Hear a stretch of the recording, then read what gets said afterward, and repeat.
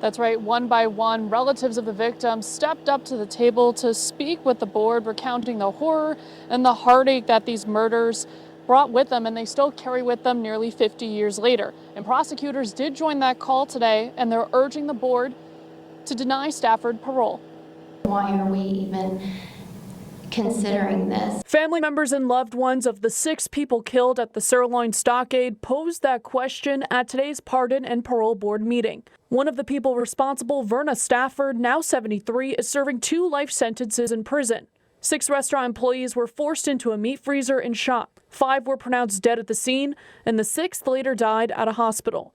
Stafford recently passed the first stage of the parole process, but families say the pain has never gone away. The generational curse that has been passed down from these murders, it runs deep with all of us. The board emphasized that the hearing is part of Stafford's due process. We're not here to debate things. It's just the fact is that some people may see it that if she were commuted or moved to her second life sentence, that it would spare the victims coming in every 3 years. That's one position. It's not necessarily the position the board will adopt. But the families say they're going to make sure she stays behind bars. We do write letters every 3 years to keep her in prison, and we'll keep doing that. We understand that she's serving 2 life sentences and that this parole is for the 1 life sentence.